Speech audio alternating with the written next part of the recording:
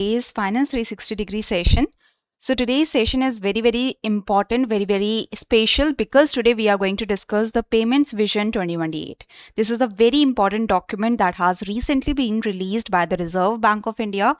So I hope you know that this is one of the most important documents that the RBI has recently released. Okay, so the free AI report that was released by the Reserve Bank of India, from that the descriptive question came in the RBI Grade B 2025 examination. There were also objective questions in the phase 1, descriptive question in the phase 2. So these kind of reports, these kind of documents are very important from the RBI. The Digital Payment Index, the Financial Inclusion Index, these indexes are very important. Similarly, the Payments Vision 2028, this is a document that is released for a 3-year time period. So this document is also very important from the examination point of view for your RBI Grade B point of view. Okay, so RBI's Payment Vision 2028, this is what we are going to discuss. This document is divided into 3 sections. So what are these 3 sections and what are the important points that you have to remember? What are the previous documents? All of this we are going to discuss in today's session. So give me a thumbs up if I'm clearly audible and the screen is visible. I hope I'm clearly audible and the screen is visible. Is there any issue that is coming in the audio or the visual? Hi everyone. Good morning everyone. Give me a thumbs up if everything is fine, if I'm clearly audible and visible, loud and clear. Very good. Thank you. So now, before starting with the session, this session is going to be very important. Okay. Now, before starting with the session, there is a very big announcement from EduTap that from 1st April, there is going to be a up to 30% price increase in the different regulatory body courses. Okay. So from tomorrow onwards, there is going to be up to 30% increase in the prices for the regulatory body courses. So if you want to join the courses, if you want to take any of the EduTap's course, then you should join today with a flat discount of 77% with the old fee. Okay, so from tomorrow onwards, there is going to be the increase in the prices for the regulatory body courses. Up to 30% increase can happen. And today you are getting the course at the previous price with flat 77% off. So this is the idea. So if you are thinking of purchasing the courses for the regulatory body examination, then today is the time that you should purchase the courses. If you are the serious aspirant and want to get the course, then you should get the course at today's price, that is the older price with 77% discount. From tomorrow, there is going to be the price increase. This is the disclaimer I can say for all of you, an important announcement for all of you. Now, starting with today's session, that is going to be important. This is the Payments Vision 2028. This is the document that has been recently released by Reserve Bank of India on 27th March 2026. Okay, so this document is going to be very important from the descriptive and objective point of view from the exam, from the RBI Grade B examination, as well as for NABARD Grade A also. This document is going to be important because in the NABARD also we have seen the descriptive question on the financial inclusion and such. So the Payments Vision 2028 document is important for RBI Grade B descriptive and objective part, as well as for NABARD Grade A descriptive and objective part. Starting with the Payments Vision 2028, so RBI has been periodically preparing the Payments Vision since 2001. So this is important that since 2001, the Payment Vision document has been released by the Reserve Bank of India. Now this Payment Vision document, it includes providing strategic direction for structured development of the payment and settlement system in India. You can remember, like a few decades ago, we were using the cash only. And if we had to give a huge amount, either we had to give it in cash or there were checks that were being used. And these checks were being transferred between the banks in the physical manner, that in the truck or in the van of the bank, the checks were going from one bank to another bank in the physical format. So there were no online system that we use today, UPI, RTGS, NEFT. So these kind of instruments, these kind of digital platforms were not provided a few decades ago. So these UPI, NEFT, RTGS, you will see that how they have developed through these Payments Vision. Okay, so the RBI has been periodically preparing Payment Vision since 2001, and this Payment Vision, it provides a medium term strategic roadmap for the evolution of the payment systems. Okay, so this payment vision, it provides a medium term strategic roadmap for the evolution of the payment system in the country. Medium term strategic roadmap. Why medium term? Why not short term, or why not long term? Because the payment vision is a document that is usually for a time period of 3 years. So short term, usually we say less than 1 year. Okay, long term we say 5 to 10 years. Okay, so this payment vision is a medium term strategic roadmap that is providing the ideas regarding the evolution of the payment system. Okay, so it provides the strategic direction, it provides a roadmap for the evolution of the payment and settlement system in the country. So I hope this is very much clear. Now the RBI has released Payment Vision 2028 for the duration up to December 2028. So you can understand that this document is released for a period of 3 years, the 2026, 2027 and 2028. So this document is valid up to December 2028. So RBI has released the Payment Vision 2028 for the duration up to December 2028. It has been prepared after considering inputs from various stakeholders, from various regulators. It consists of 15 specific initiatives which are to be taken during the course of the 3 years. So there are 15 specific initiatives that have been mentioned in the Payment Vision 2028 that are the initiatives that have to be taken under these 3 years up to December 2028. Okay, so this is the idea. So this is the Payment Vision 2028. This is the document that the RBI has released, and this is divided into 3 sections. First section is about payment vision documents over the years. Over the years, how the payment vision document has evolved and how the payment system has evolved. What are the outcomes from this payment vision documents? Okay, then we will discuss about the Payment Vision 2028. What is the theme of this document? What are the important areas and what are the focus areas? Then we will discuss about the specific initiatives. Okay, so this is the idea. Now Payment Vision 2028, it is released by the Department of Payment and Settlement System of the Reserve Bank of India. Okay, and this document is valid till December 31st, 2028. So remember that the Payment Vision 2028, this document is valid up to December 31st, 2028. Now the vision document, it focuses on the user empowerment. That is, there is customer centricity, that is the focus area. So the vision document focuses on the user empowerment, the empowerment of the users, the empowerment of the customers who are using the digital payments, who are using the payment and settlement system. Strengthening the safeguards against fraud, enhancing the efficiency of cross-border payment frameworks. Because if you see the domestic transactions that happen through UPI, through RTGS, NEFT, so the domestic transactions are quite smoother now. But the problem comes in the cross-border payment and the cross-border transactions. So it is said that we have to focus on the cross-border payment framework also, so that the cross-border transactions and the remittances that come from outside, they become even easier and through the digital format. Okay, promoting ease of doing business, among others. So these are the focus areas of the Payment Vision 2028. Now, as we have discussed that the Payment Vision 2028 has 3 sections that we have to discuss. First is the Payment Vision document over the years, Payment Vision 2028, and the third is the specific initiatives that have to be taken under the Payment Vision 2028. Okay, so now first we are starting with the first section. So now we are going to start with the first section, that is Payment Vision document over the year. This is the first section that we are taking up.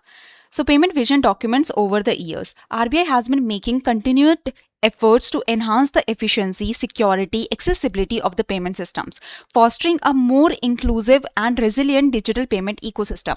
It's not only that we have to start the digital transactions, we have to build a digital payment ecosystem. We also have to focus on its safety and the resilience. That if a payment system has started, it should be resilient, it should be able to continue functioning. It's not like that we are using UPI today and for 3 days it will not be available from tomorrow because the system has a downtime and such. So if a system is provided, if a digital payment ecosystem is provided, that should be used in a continuous manner, that should be resilient. Okay, it should be able to safeguard itself from the outside attacks. So this is the basic idea. So RBI has been making continued efforts to enhance the efficiency, security, accessibility of the payment systems, fostering a more inclusive and resilient digital payment ecosystem. Now, can you name some of the ecosystems, or can you name some of the instruments that have been provided by the RBI or NPCI? like the UPI, that is the digital payment ecosystem. RTGS is there, NEFT is there, any other digital payment ecosystem or any other instrument that you can name. BBPS, Bharat Bill Payment System. Anything else? There is also the check truncation system that we are going to discuss. There is also TReDS that we are going to discuss. There is also the Aadhaar enabled payment system. So you can understand that since 2001, there is a lot of development that has happened in the domain of the payment and settlement system. And all these developments are under some of the payment vision documents that we have to discuss. Okay. Yes. So now, as a result of this endeavor, as the result of the payment vision documents, India has solidified its position as the global leader in the real-time digital payments by processing nearly 50% of all real-time payments, global real-time payments. The role of RBI has evolved further from not only being the regulator of the payment system, but also as a catalyst to the enablement of the innovation in the payments. So as a result of these payment vision documents, as the result of having the medium-term strategic roadmap, we have this medium-term strategic roadmap that is showing that how we can evolve in the domain of the payment and settlement system. So as a result of this endeavor, India has solidified its position as the global leader in real-time digital payments by processing nearly 50% of all global real-time payments. What is the pride of our country? UPI is one of the prides of our country.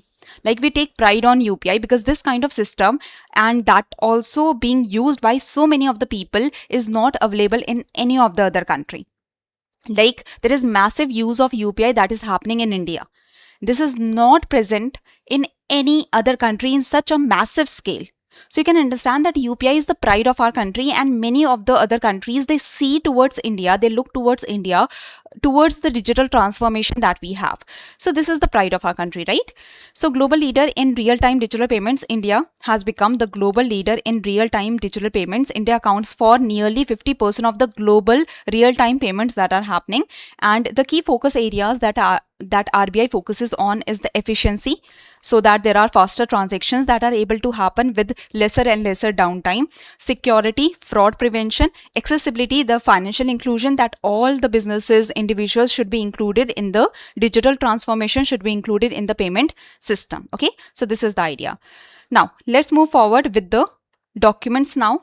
The payment vision documents over the years, so different documents, we will discuss that which phases they have seen. So different documents have seen different phases. Okay, like the first document has seen the foundational phase. So there are different phases for the different documents, and there are different outcomes of the different document. Okay, any confusion anyone has till now? Any confusion anyone? All clear?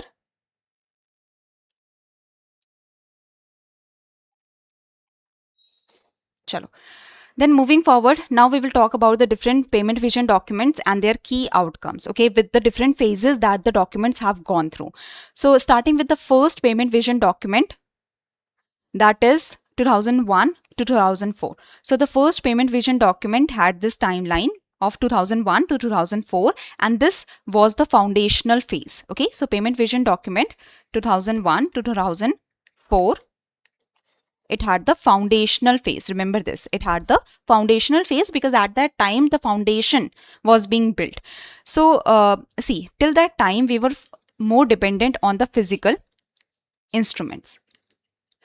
Till 2001 we were more dependent on the physical instruments. Okay, RTGS was not there, UPI was not there, Bharat Bill Payment System was not there, TReDS was not there, Aadhaar enabled payment system was not there. So the transactions that were happening were through the physical instruments, as well as the checks were also being transferred through the physical system. Okay, so if you are depositing the check in a bank, the check had to be physically transferred to another bank for its clearance and for the payment and settlement. Okay, so you can understand that till 2001 there were the physical instruments that were massively used, and they were the only solution for your transaction needs, and the checks were also physically transferred.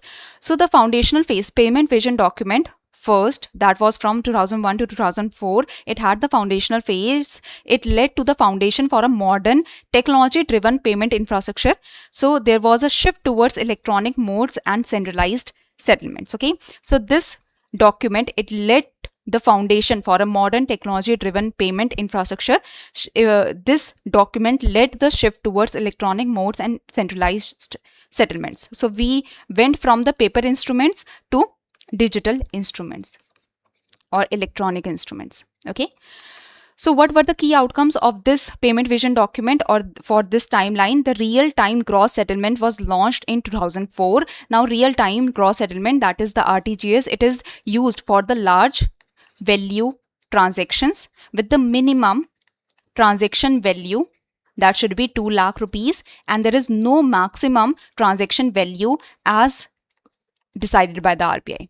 Okay, so the banks, they have the freedom to decide that what maximum value transaction they will allow through the RTGS, that is a digital system through which real-time settlement can happen. So you just have to go to your internet banking and such, and you just have to fill in the details for your large value transaction.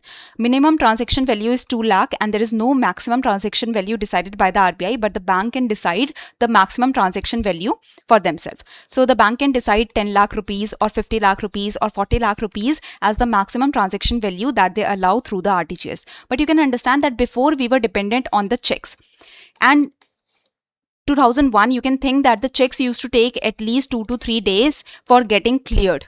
So the receiver had to wait for 2 to 3 days that will the check pass or will the check fail. The other party might default and the check might bounce. So the party was afraid that what if after 2 to 3 days the check do not settle.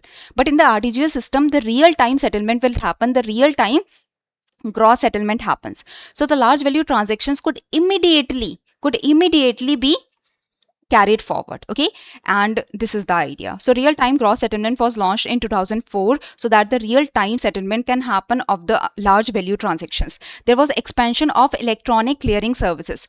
So electronic clearing services is an electronic mode of payment and receipt for transactions that are repetitive and periodic in nature. Can you name some of the repetitive transaction? Your salaries, they are the repeated transaction because every month you will get the salary, right? Your the tax collections, they are also repeated because every year the tax collection has to happen. The water dues, the electricity dues, loan installment repayments, the periodic investment that you do, mutual fund transfers that you do, insurance premium, the salary, pension, interest, the dividend has to be paid by the companies every quarter. So these are the regular, periodic, repetitive transactions. Now the electronic clearing services is used by institutions for making bulk payments of amounts towards distribution of dividend, because the bulk dividend, I have bought the shares of, let's say, CDSL. So this is the company that has to pay me dividend. Even if I have the shares worth only 1000 rupees, let's say, then also dividend has to be paid to me, 10 rupees or 20 rupees dividend. Okay, so many of the people, let's say lakhs of people have bought the shares of CDSL. So to lakhs of people, the dividend has to be transferred. So the electronic clearing services, it allows the institutions to do the bulk payments for amounts such as the interest has to be paid, the banks have to pay the interest, the NBFCs have to pay the interest, let's say, the dividend has to be paid, salary, pension, and other collections might also be required, okay, or the company has to do the collection. So the electronic clearing services, it facilitates the bulk transfer of money from one account to multiple accounts or from multiple accounts to one account. So if the dividend has to be transferred, so one account to multiple accounts. If interest has to be transferred, one account to multiple account. If salaries have to be transferred, one account to multiple account. If, let's say, a collection has to happen, insurance premium collection has to happen, so from multiple account to one account and such. So the collection of the payments or the transfer or the payment, that can be done through the electronic clearing services. So this electronic clearing services is an electronic mode of payment or receipt for transactions that are repetitive and periodic in nature. So this was expanded under the foundational phase. Early development of the check truncation system. Check truncation system, as I've told you, that there was paper clearing that used to happen, and the check clearing that used to happen through the physical mode from one bank to another bank in the truck, or let's say in the van. The checks had to be transferred in the physical mode. In the cars, the checks had to be transferred in the physical mode. So there was the check truncation system that was brought so that the checks could be passed on in the digital manner. Okay, let's say you are depositing your check.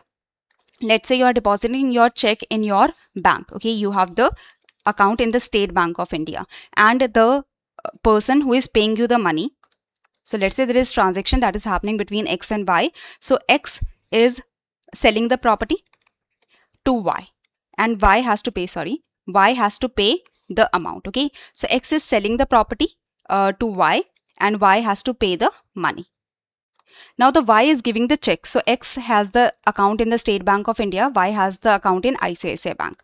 So Y has given a check to the X. Now X, having the account in State Bank of India, is depositing the check in the State Bank of India, that is the presenting bank. Now this bank will now this is the check. In the check there is the MICR data. MICR data is the MICR is the magnetic ink character recognition. Okay, magnetic ink character recognition data. That is usually a 9-digit code that can be recognized through the machine. Okay, that can be recognized through the machine. So the check has a MICR data.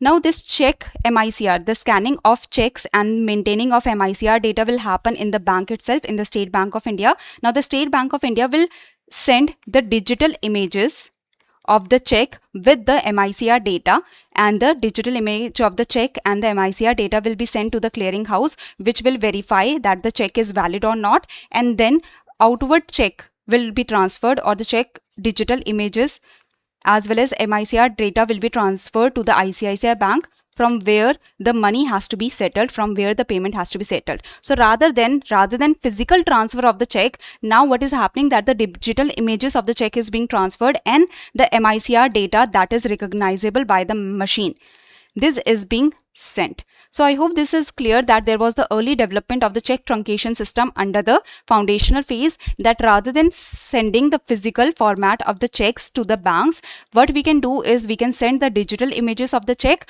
with the MICR data that is readable by the machine, and you can check the check through the MICR data. So I hope this is very much clear, that now there is the digital format, or there is the digital process through which the checks can be transferred without the physical transfer. In the digital manner, the check can be transferred from one bank to another. So this was the foundational phase from 2001 to 2004. Then next, from 2005 to 2008, there was the institutional and regulatory phase that focused on building legal and institutional infrastructure to support a rapidly evolving payment ecosystem. So Department of Payment and Settlement System created within RBI in 2005. So you can understand that Department of Payment and Settlement System, which has released the Payment Vision 2028, it was set up in 2005. The Payment and Settlement System Act 2007 and the Payment and Settlement System Regulations 2008, they were granted statutory. They granted the legal authority to the Reserve Bank of India to regulate and supervise all payment system. So there was the Payment and Settlement System Act of 2008 that was established, and Payment and Settlement System Regulations of 2008 that were formed to provide the statutory authority, legal authority to the Reserve Bank of India to regulate and supervise all payment system. National Payment Corporation of India, that we know as the NPCI, this was established in 2008 as the umbrella organization for the evolvement or for the evolution of the retail payments. Okay, so the NPCI is the umbrella organization for the retail payments. NPCI has developed the Bharat Bill Payment System, the UPI, the IMPS that is used by us, by the common people basically, or even by the businesses and such. So NPCI was established in 2008 as the umbrella organization for the retail payments, okay, that can happen between like person to person, person to merchant. So that is the idea. Now, oversight and expansion phase. Next was the oversight and expansion phase. So first was the foundational phase that we started, that okay, we have to develop the digital modes, electronic modes for the check transfer and such. Then there was the institutional and regulatory phase. We have to develop the institutions that can handle and that can further focus on evolving the payment and settlement system. Then there was the oversight and expansion phase that focused on operational efficiency, safety and inclusion while aligning domestic oversight, domestic regulation with the international standards. In this time period of 2009 to 2012, the NEFT and the RTGS systems were expanded. So NEFT is the system through which the transactions, the digital transactions can happen. Okay, but this is not in the real time. In 30, like there are the half yearly batches, half hourly batches through which the transaction happens. So let's say you are initiating the transaction. So in the half hourly batch, your transaction will be settled. So in one day, that is in 24 hours, there are 48 batches under which the transaction is completed. Okay, so this is the idea, and there is no minimum or no maximum limit that is decided by the RBI. The banks have the responsibility, or the banks have the freedom to decide the minimum limit under the NEFT. But RTGS, it is the real-time gross settlement system through which the large value transactions can happen, and that's why there is the minimum transaction limit of 2 lakh, that at least minimum 2 lakhs should be transferred or above than that. Okay, so NEFT and RTGS systems, they were expanded further. Electronic transactions gained traction. The electronic transactions slowly improved, and the people started using these transaction systems. Okay, now RBI enhanced its supervisory role over the financial market infrastructures. As you know that there are financial markets that are under the control of, or that are regulated by the Reserve Bank of India. Can anyone name that which of the financial markets are under the regulation of the Reserve Bank of India? Anyone? Any idea? So the financial markets that are regulated by the Reserve Bank of India are the government securities market. Okay, government securities, RBI issues the government securities on behalf of the government, as well as the forex, as well as the money market, the interbank borrowing and lending that is happening, the call money, the call market, the notice market and such. So call money market and such. Yes, money market. So these are the markets under the regulation of the Reserve Bank of India, under the supervision of the Reserve Bank of India. In the money market, where the interbank transactions are happening, interbank borrowing and lending is happening for a short time period, for the 14 days, for the 7 days, for overnight. So the money market transactions, where the banks are transacting, interbank transaction, borrowing and lending is happening. The foreign exchange market, as well as the government securities market, all of this is under the regulation of Reserve Bank of India. So RBI enhanced its supervisory role over financial market infrastructures. Okay, so this is the idea.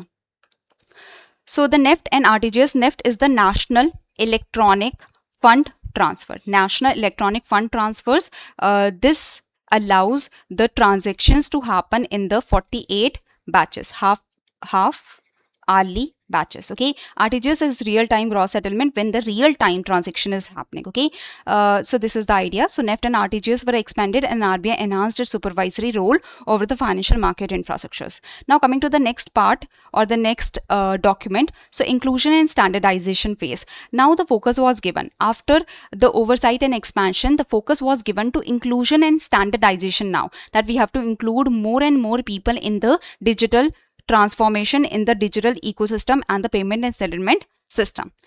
So 2012 to 2015, this was the inclusion and standardization phase. The explicit goal of achieving a less cash society, emphasizing interoperability, inclusion and customer protection, consumer protection. So under this document, there were licenses and expansion of the prepaid payment instruments. These are the like digital wallets and such. So prepaid payment instruments were licensed and expanded. Groundwork was laid for trade receivables discounting system and Bharat bill payment system.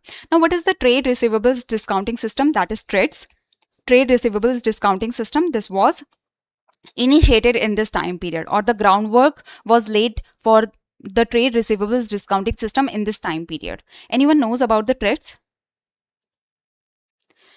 So see, TReDS platform, this allows the factoring or the bill discounting basically. So let's say the micro, small and medium enterprises, they are selling their product to a public sector undertaking of the government. Okay. Now the PSU, the MSMEs are selling the product worth of 10 crores to the PSU. Now the PSU is saying, because so much of the money has to be released, so basically the PSU requires 3-month time to get the signature of the higher ups and to release the money. Now the MSME is saying that we cannot wait for wait for 3 months. Okay, we have sold table and chairs to you worth 10 crore. So kindly give us money right now. So PSU is saying that we cannot give the money right now. You can take back your products. MSME do not want to lose the customer. MSME do not want to lose the business. That's why MSME is saying that, okay, we will provide you the tables and chairs and do provide us the 10 crore rupees after 3 months. So there is a bill invoice. There is a bill invoice. Bill invoice is nothing else. It is a bill. Like you get the bill in the shopping mart when you do the transaction, right? So bill invoice is basically a bill in which the MSME has stated that the MSME has sold the table and chair worth 10 crore rupees and the PSU will give the money after 3 months. But the MSME has to pay to the laborers. The MSME has to pay for its rent, for its warehouse and such. MSME has to pay money for its raw materials. The MSME needs the money right now basically for its further continuation of the business. Okay, so what the MSME can do, that it cannot receive the money from the PSU right now, but it has got this bill invoice. So supplier, that is the micro, small and medium enterprise, it supplies the goods and services, it delivers the products or services to the buyer. So the seller, that is the MSME, has sold the product to the buyer. Now the supplier cannot get the money from the buyer immediately. So supplier, the seller upload the invoice in the TReDS platform. There are multiple TReDS platforms that are licensed by the RBI. They are operated by different companies. Okay, so the MSME can go to any of the TReDS platform. It can be RXIL, or it can be the DTX, or it can be the M1. That is also a TReDS platform. Okay, so there are different TReDS platform, multiple TReDS platform that are operated by different companies, different operators. They have got the license from RBI. So let's say MSME is going to the M1 TReDS platform, and the MSME, the supplier, the seller is uploading the bill invoice, logs into the TReDS platform, uploads invoice for the receivables. Okay. Now the buyer verifies, the PSU, the government verifies, the public sector undertaking of the government verifies that, okay, this is the material that has been bought by the government, by the PSU, and this much of the money has to be given to the MSME. Approves the invoice. The buyer also approves the invoice. The authenticity of the bill invoice has been confirmed. Now this invoice, this bill invoice will be converted into factoring unit. Factoring unit basically shows that how much is the worth of this bill invoice. This bill invoice is worth 10 crore rupees. Okay, and the money has to be taken on, let's say, 31st June 2026. Okay, so this is the time when the money will come from the buyer. Okay, so invoice is split into units for bidding by financiers. Now the financiers will bid. Financiers means it can be banks, it can be NBFCs.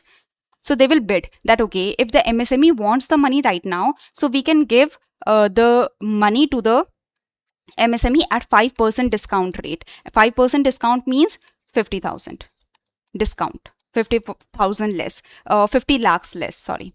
5% discount means 50 lakhs, 5 lakh less, 50 lakhs. Okay, so this is the discount. Or let's say at 10% discount, so the financiers are saying basically that we will pay to the MSME at 10% discount. That is, we will pay 1 crore less, we will pay 9 crores to the MSME, or we will pay at 5% discount. So there are different bidding that is happening. Some bidders are saying 10% discount, some bidders are saying 5% discount, some bidders are saying let's say 7% discount. So the supplier accept the best bid. That is the discount of 5%. So supplier is having the bill of 10 crores and discount of 5%, that is 50 lakhs, let's say. So the supplier is able to get 9 crore 50 lakhs immediately. On the immediate basis, the seller is able to get 9 crore 50 lakhs. Now the M1 generates the settlement instruction for debiting the financier, for debiting the bank or the NBFC that has done this bid, and the supplier will get the money. The supplier is getting 9 crore 50 lakhs. The financier is the one that is going to wait for 3 months now. The bank is the one that will wait for 3 months, and after 3 months, the settlement instruction will take place for debiting the buyer and crediting the financier. So financier will get the money after 3 months, and financier is making the profit of 50 lakhs because for waiting 3 months, the financier got this 50 lakh rupees. Okay. So MSMEs can operate without facing irregular flow of in their operational funds. The MSME needed the money right now, as well as the MSME is ready to get the money at the discounted rate. Okay, so the MSME wants the money right now, and the MSME is ready to get the money at the discounted rate, and the MSME do not want to lose the business. Okay, do not want to lose the business from the public sector undertaking. Public sector undertaking wants to pay after 3 months. Financiers, they are ready to give money to the MSME right now. So all the parties are in the happy situation, because the MSME that needs the money right now is able to get the money at the discounted rate. The business, it is also able to maintain the business. Okay, public sector undertaking will pay after 3 months. The financiers, they are able to get the profit of 50 lakh just for waiting 3 months. That is the idea. Any confusion? So this is the idea, that the groundwork was laid for the trade receivables discounting system. This is the discounting system under which the factoring happens. This is known as factoring. Okay, the discounting happens. So faster access to working capital for the MSMEs. Buyer's account are debited after the time period. Financier credited. Transparent and competitive financing. Maybe the discount is only 1%, or maybe the discount is only 0.1%, 0.2%. Okay, whatever the discount rate can be. So this is the idea, that groundwork was laid for the TReDS, so that there is the financing that can be provided to the micro, small and medium enterprises in the immediate manner. And this TReDS platform is only available for the MSMEs. Sellers and buyers, different buyers can join. Okay, the buyer can be the PSUs or any other corporate that has a good rating usually. Okay, so this is the idea, that this TReDS platform was developed for the micro, small and medium enterprises that sell, and usually the payments are stuck, and so the MSMEs require immediate money. Then they can give the bill invoice to the financiers and take the money immediately at a discounted rate. Now Bharat Bill Payment System, this is the Bharat Bill Payment System was developed by the under the NPCI, and the NBBL, that is National Bharat Bill Payment Limited. It is a subsidiary of the NPCI that handles this Bharat Bill Payment System, through which the people like you and me, we can pay any bill. Like you want to pay electricity bill, water bill, so through this Bharat Bill Payment System you can easily pay the bills. As well as under this particular document, there was also the focus that was given to acceleration of Aadhaar enabled payment system. Let's say you do not have UPI. Till that time UPI was not available. Let's say you are not able to do RTGS, you are not able to do NEFT, you do not have your mobile phone or something. Okay, so you are not able to do any other digital transaction, you cannot pay the check. So what you can do, you can go to a business correspondent, that is the extended arm of the bank, and you can do the Aadhaar enabled payments. Okay, Aadhaar enabled payments, you just have to give your Aadhaar details. Then you have to do the biometric. Okay, you have to give your biometric detail, you have to do the fingerprint scan or iris scan, and after that if you want to do the cash withdrawal, you can do so. The business correspondent will give you the money. Or if you want to do the cash deposit, that you can do. If you want to do the fund transfer to another account, that you can do. If you want to check your if you want to get the mini statement, or if you want to check your balance, that you can do. So basically Aadhaar enabled payment system, if you are not able to do any other transaction, let's say there is a senior citizen who is not aware about the RTGS, NEFT, who is not able to go to the bank because the bank is very far off from the village. So you have to do the immediate cash withdrawal. How are you going to do immediate cash withdrawal if you do not have the ATM nearby, if you do not have the bank nearby? And if you want to do the fund transfer, you do not have the RTGS or NEFT system. Then this Aadhaar enabled payment system will help. Business correspondents, the extended arm of the banks, they are available in the shops. They are available, like the shops are there nearby, business correspondents are available. So you just have to fill in the Aadhaar details, scan your fingerprints, iris scan is also available, let's say. Then you can withdraw the cash or deposit the cash or do the fund transfer, or you can check your balance and take out the money statement. So these are the Aadhaar enabled payment system, where you have to provide your Aadhaar details and the biometric for the payment to happen. Okay, so the focus was given to accelerate the Aadhaar enabled payment system under this payment vision document. Coming to the next one, so we have discussed about the inclusion and standardization, where the focus was given to TReDS and the Bharat Bill Payment System and the acceleration of the Aadhaar enabled payment system and the licensing and expansion of prepaid payment instruments like the digital wallets. Coming to the digital transformation phase 2016 to 2018, in this time period, its focus was to encourage electronic payments across all sections of society while maintaining safety and resilience. UPI was launched under the NPCI's leadership. Okay. Then next is measurable outcome phase, that is from 2019 to 2021. It introduced a results-oriented framework under the theme empowering exceptional e-payment experience. Okay. It articulated 5 core attributes of payment system that has to be focused on, such as safety, security, convenience, speed, and affordability. Established quantitative target including a 4-fold increase in digital transactions by 2021. Okay, so this is your measurable outcome phase of 2019 to 2021. Coming to the last phase, that was the globalization and trust phase, that was the payment vision document of 2025. Okay, so these were the payment vision documents: the payment vision document of 2016 to 2018, the payment vision document of 2019 to 2021. Now this was the payment vision document, the payment vision document of 2025. This was leading the globalization and trust phase. It was launched in 2022 and it reflected a confident, globally integrated digital payment ecosystem. Till now, we have developed Bharat Bill Payment System. We have a well-functioning Aadhaar-enabled payment system. We have a well-functioning UPI till now. We have a well-functioning RTGS and the NEFT system.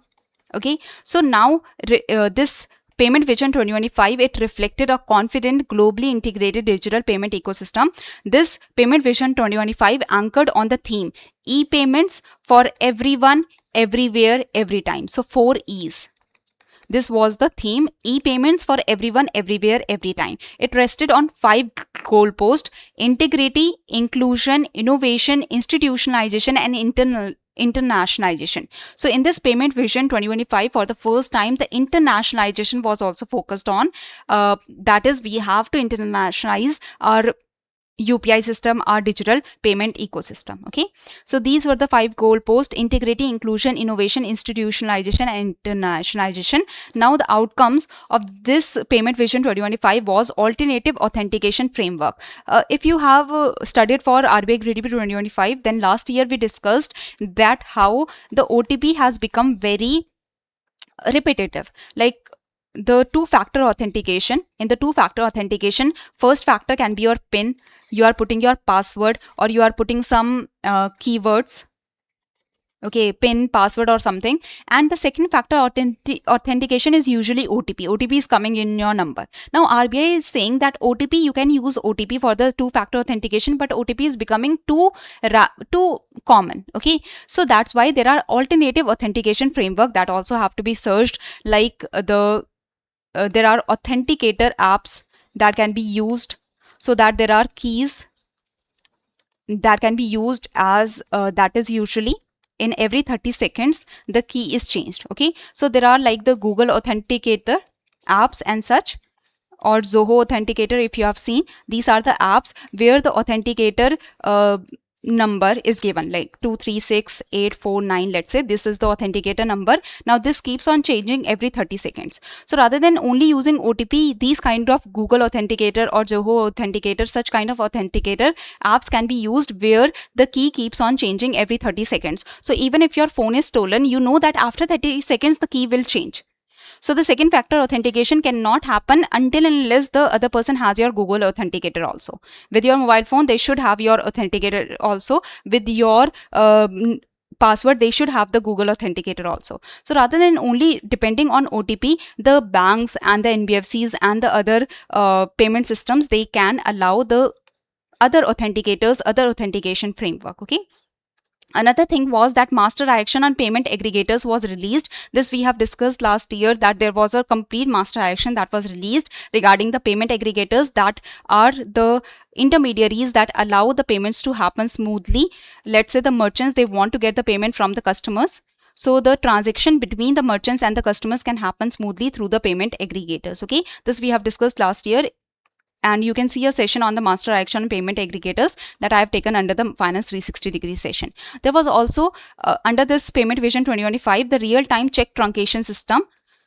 was reached. Okay, so near real-time check truncation system. So it was realized that even under the check truncation system, where the checks are being digitally transferred from one bank to another bank, so that there is no need for physical transfer, even in the check truncation system, it usually, the clearing cycle of the checks usually take T+1 day, that today you are depositing the check, so by tomorrow the check will settle.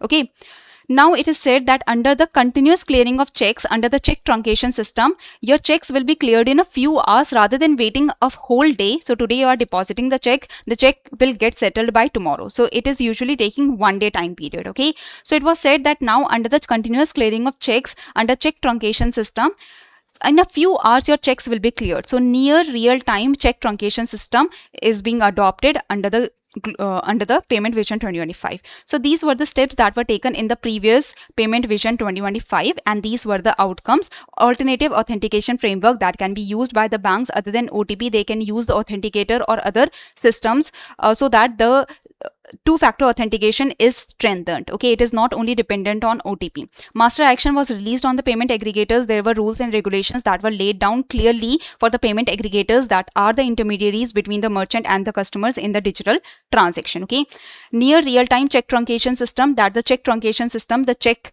clearance can happen in a few hours rather than taking a whole day. So these were the key outcomes. So RBI's Payment Vision documents released over the years chronicle, they lay down a transformative journey from infrastructure building to institutionalization. We have built the infrastructure, we have built the institutions that can handle the infrastructure, such as NPCI, that is a major player in the domain of the retail payments, that has developed the Bharat Bill Payment System, that has developed the UPI under the Reserve Bank of India. So the RBI's Payment Vision documents that were released since 2001 till 2025, like over the years, they show the transformative journey, the evolution from infrastructure building to institutionalization. Now coming to the Payment Vision 2028. Okay, this is the second section. So the dynamic and adaptive evolution through each vision has made India's payment system among the most advanced, inclusive and resilient in the world, while setting the stage for the Vision Document 2028. So the Payment Vision 2025 and the Payment Vision 2001 to 2004 till the Payment Vision 2025, these they have led to the dynamic and adaptive evolution through each vision document. This has made India's payment system the most advanced, inclusive and resilient.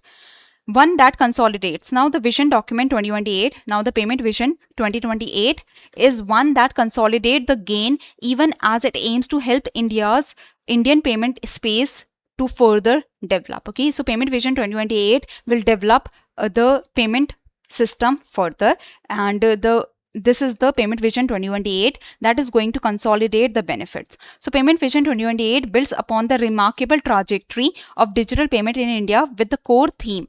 Now remember the theme of the Payment Vision 2028, it is shaping India's payment frontier.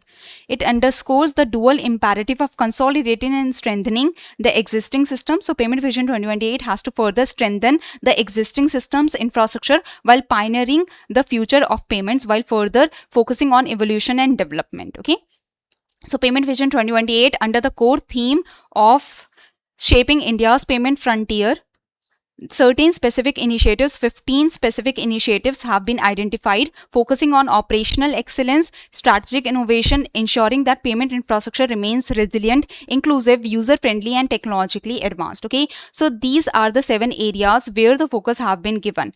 The 7 areas under which the strategic initiatives or the specific initiatives are being undertaken. Okay, so these are the 7 areas under which the 15 specific initiatives are undertaken. So 7 areas are: promote inclusivity and resilience, enhance safety in the digital payments, review of the cross-border payments, promoting ease of doing business and convenience, provide a boost to research, promote systemic stability and integrity, innovation Okay, so these are the 7 areas under which the 15 specific initiatives have been launched. Now, the current payment vision document set the course up to December 2028, that is for a time period of 3 years. It may be noted that while the document provides strategic direction and the initiatives, the 15 specific initiatives that have to be undertaken, but there can be additional initiatives that are not included. They can also be undertaken. So, additional separate initiatives that can be undertaken by RBI or NPCI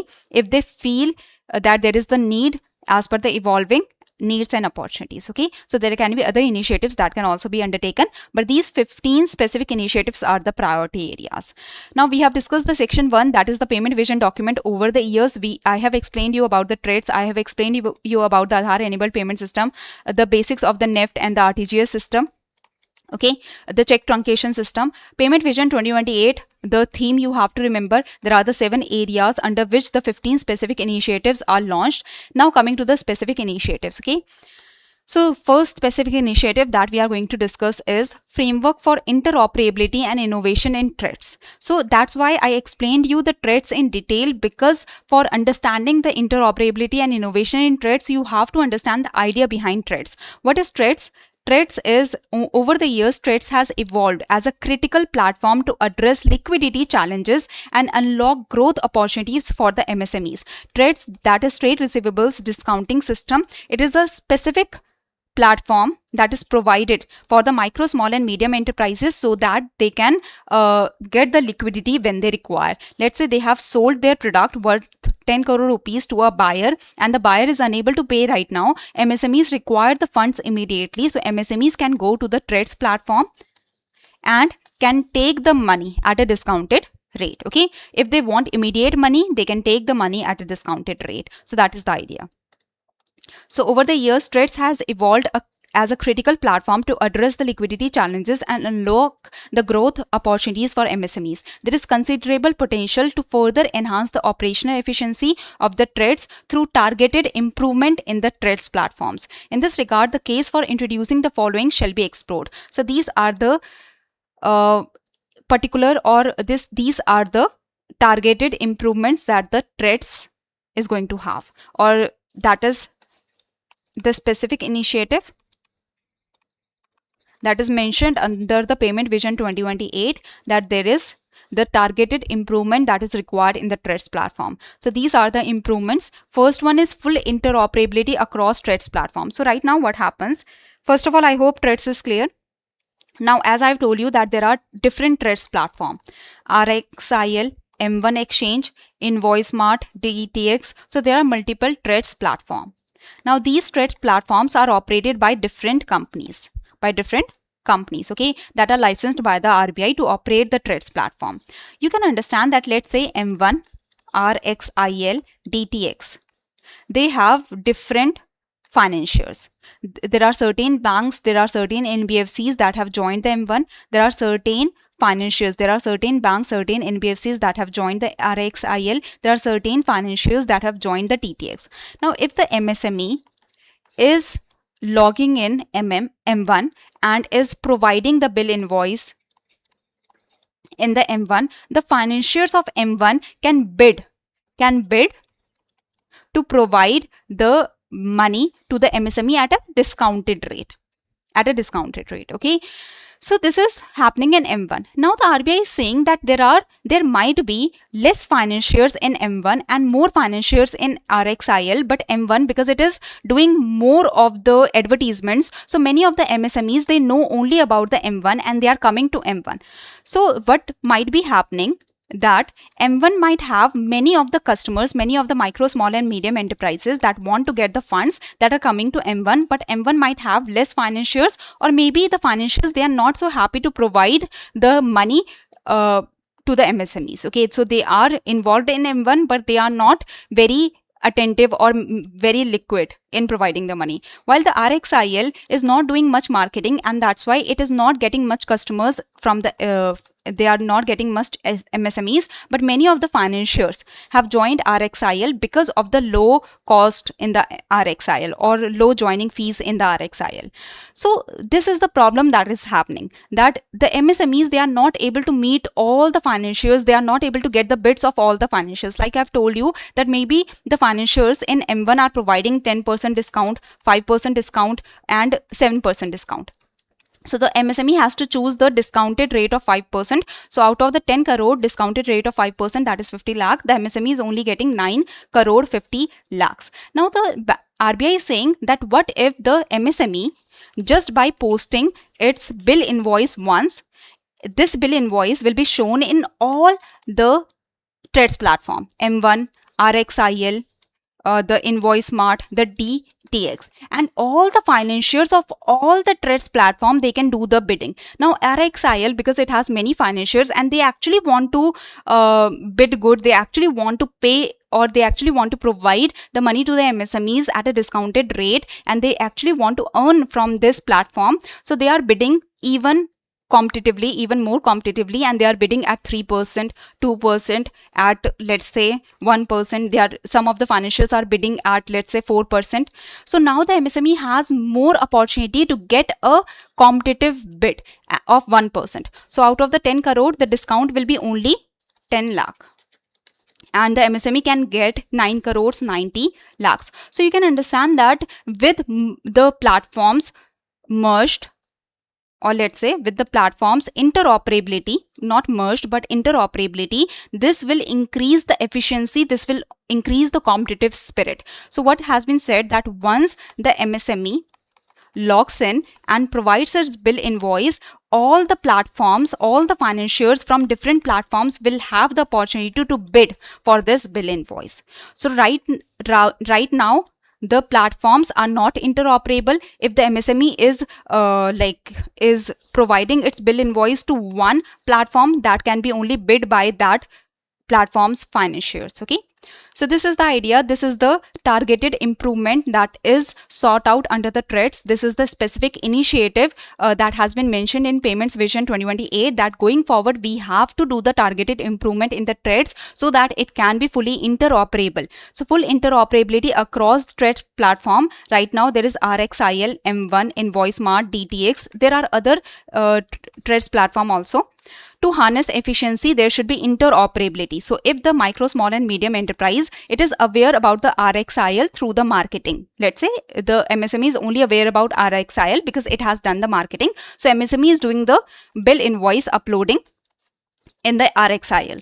But all the platforms financiers, the financiers from all the platform will be able to see the bill invoice, will be able to bid.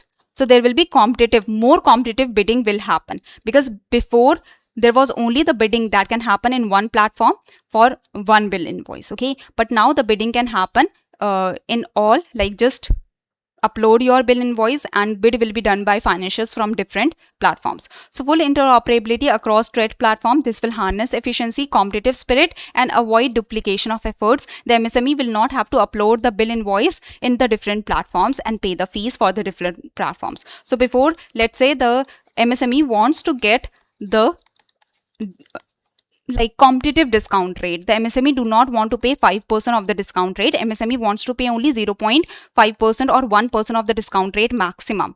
So MSME uploaded the bill invoice in the RXIL, and the MSME is seeing that okay, they are only doing the bidding at 10% discount, 5% discount, 2% discount, while the MSME wants the discounted rate of 1% only. So MSME will have no opportunity, will have to log in M1 or Invoice Smart or DTX. So MSME has to upload the bill invoice in the M1 and has to pay the fees to the M1, and then here the financiers are bidding more competitively, let's say 5%, 2%, 1%, 0.75%. So now the MSME has seen that okay, these financiers are better and they are providing a good discount rate of only 0.75%. Okay, so now the MSME will choose the best bid for itself. So before, the MSME had to log into different platforms to get the best bid that the MSME, the supplier, can get. So now with the full interoperability, the MSME will have to provide its bill invoice uploading just once in any of the platform, and the financiers from all the platforms will be able to bid. This will increase the competitive spirit. So now this is a very, very important update that will happen in the TReDS platform if it happens, because this is just a improvement, that is the initiative that has been mentioned that will happen in the future. If this actually happens, this will be very good for the MSMEs, because the financiers, there will be multiple financiers that will have the competitive spirit. Now coming to the factoring with recourse, this will help the financiers. How? Because right now what happens that, let's say in our example, the MSME gets the money. The financier has to wait for 3 months to get the money from the buyer. What if after the 3 months the buyer, because it is not the public sector undertaking of the government, but let's say there is some corporate that had a good rating of AA or that had a good rating of BBB minus. So financier paid the money to the MSME at a discount rate of 5%, and the financier will get the money from the buyer after 3 months. What if buyer defaults? What if buyer says that we cannot pay? Buyer is a private company, now it is saying that we cannot pay. So financier will make a loss of 10 crores because the financier paid 9 crore 50 lakhs to the MSME, and financier was expecting the profit of 50 lakhs. So now the financier has already paid the MSME and the buyer is defaulting. So financier will lose the whole money. So now it has been said that factoring with recourse can happen. So this is another targeted improvement. Factoring with recourse basically means that the financier will have the opportunity to take back the money from the MSME if the buyer defaults, because MSME traded with the buyer. MSME was the one that gave the 3-month timeline to the buyer. So MSME should have the last risk also. So basically, financier will pay immediately to MSME. The financier will pay the 9 crore 50 lakh rupees to the MSME, and the financier will wait for 3 months to get the money from the buyer. But if the buyer defaults, the financier will take back the money from the MSME. So this is the factoring with recourse, that there is the recourse to the financier. The bank, the NBFC has the recourse to take back the money from the MSME, because the MSME traded with the buyer. The MSME should take the responsibility of the default. Got it? Any confusion here? This is the factoring with recourse. Before, the financiers, they were, as I told you, that some of the financiers, they were not very excited to give the money to the MSME, because they were afraid that what if the buyer defaults, especially if the buyer is a private company, it is a corporate that has the fine rating of BBB minus or CCC minus. So financiers, they were not happy to pay to the MSME, and they were not happy to wait because the buyer can default. But factoring with recourse, this will allow the financiers to pay to the MSME, and if the buyer defaults, they can take the money back from the MSME. Okay, so this is the factoring with recourse. Recourse is the MSME paying back to the financiers if the buyer defaults. Last one is trade receivables discounting of export MSMEs. So basically here what happens that right now the financiers, they are giving money to the MSMEs at a discounted rate. If the MSMEs, if the buyers are going to pay after a few months or after 1 month or 2 months, okay, so buyers right now, the domestic buyers are there that have that can be the private buyers, the private corporates, the private businesses that have the ratings of AA, BBB and such, or the public sector undertakings. But now it has been said that the MSMEs, even if they are doing the export, if these are export MSMEs that are selling the products to the international buyers, then also the financiers can provide the money to the MSMEs. So basically, the financiers, they were providing the money to the MSMEs right now, and they are going to take the money from the buyers later on. After 3 months, let's say, they will take the money from the domestic buyers. Now it has been said that the trade receivables discounting of export MSMEs, that means financiers, they are allowed or this is the initiative that will be taken in the future, because this is the specific initiative mentioned in the Payment Vision 2028 that can be undertaken by the Reserve Bank of India. RBI can allow the international, if the MSMEs are selling to the international buyers, to the foreign companies, then also the financiers can discount the bills, and financiers can pay the MSMEs the discounted bill amount. Okay, why is it so? Because now the factoring with recourse will be allowed, that if the international buyer defaults, the MSME will have to return the money to the financiers. So financiers will not have too much of the risk. So I hope this is clear, that these are the three targeted improvements that have been mentioned under the Payment Vision 2028 as the specific initiative to be taken for the TReDS. So this is the first specific initiative. So full interoperability across TReDS platforms to harness efficiency, competitive spirit, avoid duplication of efforts from the MSMEs. Okay,